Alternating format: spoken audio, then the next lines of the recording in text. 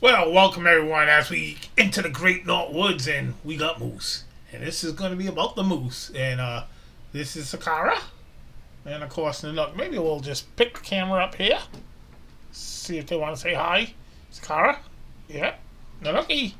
Okay, Nookie doesn't want to say hi. But anyhow, so sorry about a little bit of moving of the camera. You know me, I'm just out there. I just do something crazy. Anyhow, so it's about moose, and we got some good video of moose, so you'll love the video. Also, a little bit of instructional how I handle myself around the moose to get the most out of the encounters. Okay, so hope you enjoy.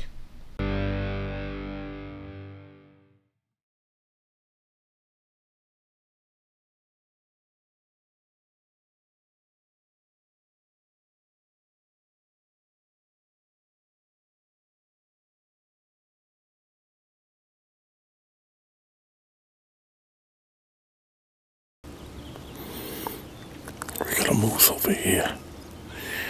Yes, on the visual.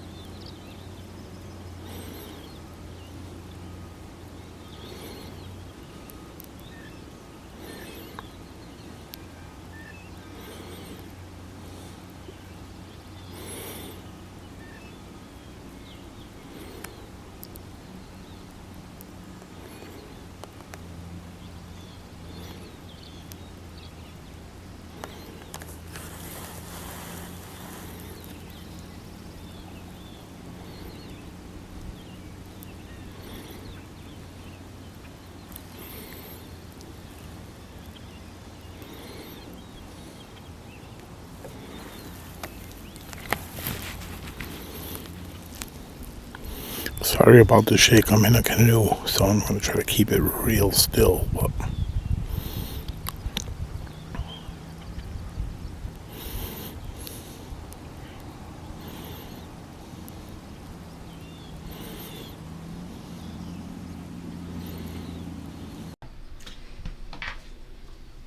So because the canoe was moving and stuff like that, and I was getting drifting a little bit closer than I want to be, I'm decided I'm going to go over here and I'm going to switch the camera onto slow motion.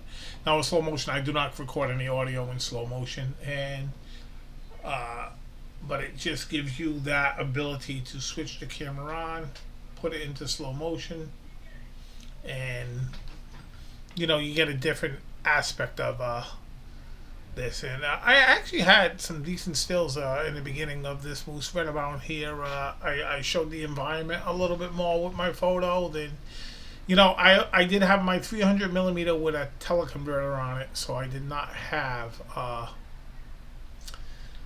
the regular setup in which I do my thing. Usually, I'm using my Nikon D500 in crop with a 500 millimeter, so that's getting me, quite a bit closer than I'm doing with a D7.8 and full frame camera, and have to throw my 300 on there because both that setup is not even in the shop to repair because financially just not feasible right now. But that's part of the camera game. So I just hope you enjoy this little bit here I got going on.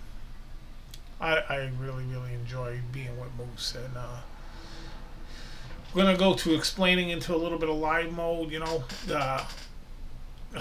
and video forwarding from here, and I think you'll really enjoy, you know, maybe some of my commentary as far as or learning. Not so much enjoy because I mean it's pretty dull because I'm trying to be quiet and stuff, but you know, just the more you respect the animal, the more you understand how you position yourself, the better your encounter will be.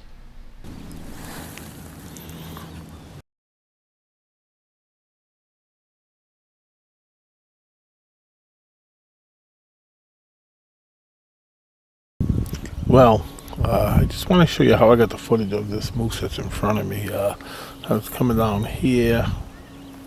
I'm going to go very slow because he's still in front of me. And as you can see, the wind, I don't know how good you can see the wind is. I'm downwind now. I was into the wind earlier. He is there. Let me see if I can zoom out and you can see a piece of him. Right there, moving near that log. I use this bush as camouflage. Here's my big setup. This is my 300 millimeter. And if we pan down here, this moose came across the channel, which I did not rush him. I could have rushed to try to get really good shots, and then behind me, that's where he was feeding originally. So he's on the move again a little bit. I'm gonna put it back to the big lens and see if I can capture some good. Just stay with him without disturbing him. He is now coming in a location where I'm losing my bush. The wind, so he is going to be. But I am not going to move. I will not move because the object is not to disturb what you are doing. The encounter is everything, and if he just runs off into the woods rushed, that's not a great encounter in the end. So try not to ruin this encounter. So I switched back to the big lens, and of course his head got behind the stump, but he's moving along the shore there. This is just wonderful because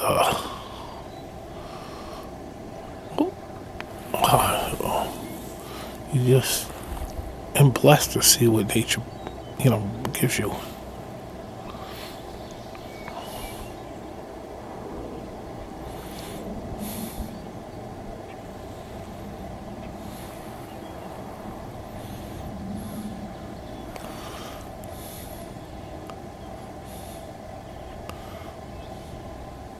The other thing about me when I'm in my canoe, when I was coming down here, I do have paddles in the canoe, but I'm not paddling. I have a trolling motor, electric trolling motor that's very quiet and allows me to do limited body movement. So when I'm drifting, I'm sitting low.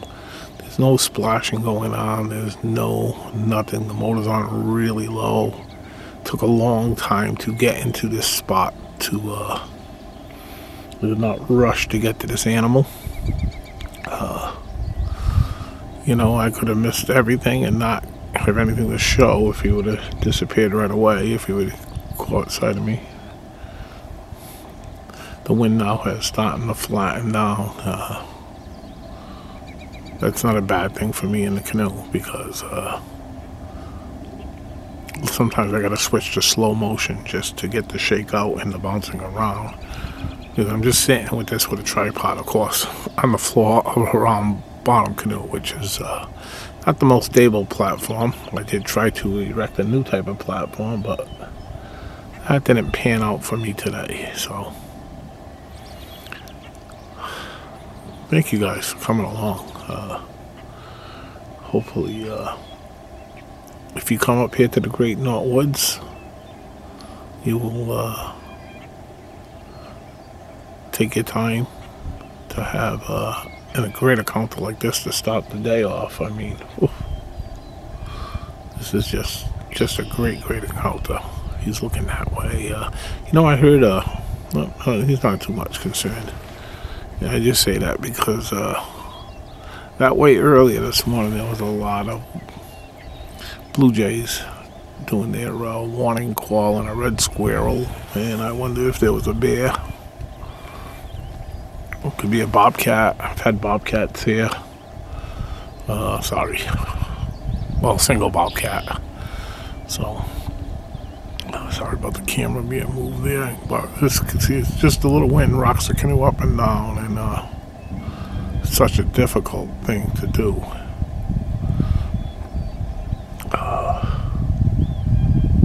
I'm shooting on a Nikon D780 if anybody needs to know that information, would like to know it.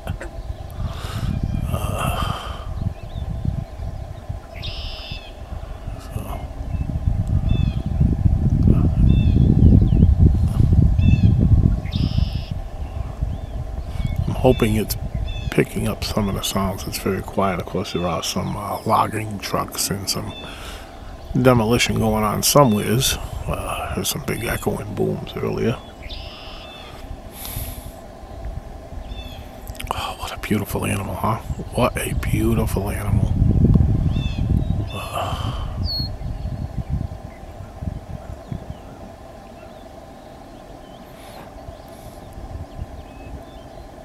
You know, it's always luck a little bit when you get into an animal like this. But, you know, a lot of it is the amount of time you spend looking at the habitat and knowing that where an animal should be able to come out of or be and what they look like to want to feed on. So certainly this is prime moose area here.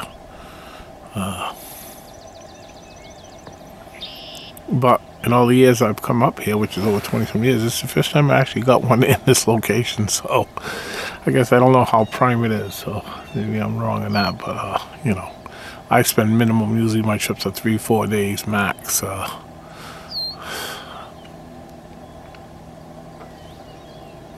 Talking very gently, so here I could be talking. Nothing might be coming out, might almost be inaudible. So I apologize for that. I just trying to help anyone that's starting out in wildlife photography and video and wildlife. Well, first of all, keep your eye on the subject, not just spin your head around looking at every bird like I just did there. But I mean, I'm an average photographer, an average videotaper, maybe even a little below, some would say. But when it comes to knowledge of the wildlife that I pursue, that's high, and that gets me a lot of activity. A lot of activity, and also my patience. I mean, I've been with too many photographers that want to come get their quick shot, get their rod, get their thing, and then they're out the door. God, it would not surprise me the least today if I'm sitting here with this animal and a black bear or another moose comes out from the other side, or the eagle comes and flies and grabs something while I'm here. I mean, I may not get it on film, but it's all, when I'm with an animal this long and the other animals see an animal like this, this is where they, they're comfortable, because this animal would be giving other animals warnings or rushing in through that. So this is just absolutely beautiful. I'm gonna stop talking now, and I'm probably gonna try to get a few stills of this animal. I just love the calm water in front of him. I'm not actually in calm water. There's a slight ripple where the canoe is brushed up against the thing. So I hope this gave you some nice insight onto how to approach an animal in the wild, and to get the most times, the most shots. If you're a photographer, the new cameras are just insane how many shots it could have. I've been toning down my trigger finger quite a bit since I've taken my eye off the screen. That's the danger. You take your eye off the screen, you lose something. But I'm just the wind here, where my canoe situation. I'm hoping that he doesn't come out too much further to that point and look back, because he'll be seeing me very directly. I'll no longer have anything to protect me. So I'm going to let this go, because I'm going to be very quiet now. Thank you for tuning in.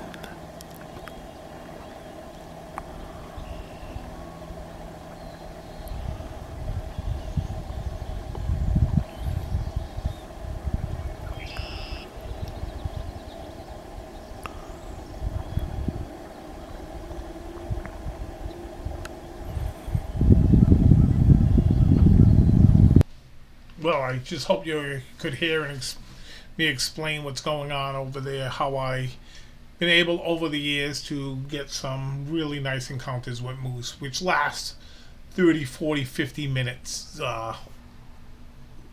It's just unbelievable to be with a large animal that long. And I've had my share of these encounters in my life. In the Great North Woods, in the canoe, a lot of them, which is just spectacular, you know. But it's really, you know, just respecting the animal, and you'll get the most out of your encounters. That's for sure. It's really special. So here we are, got my very special, my granddaughter Emma. Say wave, Emma. Emma, over here, wave. Yep. Nookie, come here. Nookie! Come here. Come here. Come here. All right. Hush, call. Come here, Nook. And this is Cat. Emma loves Nook. And thanks for tuning in this week to join us here on our video of the moose. And we got a very special guest. We got the Nook. He's just going to go into the window now and get that big tail. He can't succumb. Whack him in the tail. Oh, they almost got you seeing you whack you in the tail. But thanks for tuning in, and we will bring in more from the Great North Woods. Right to you now. Say it. No. No. Say bye.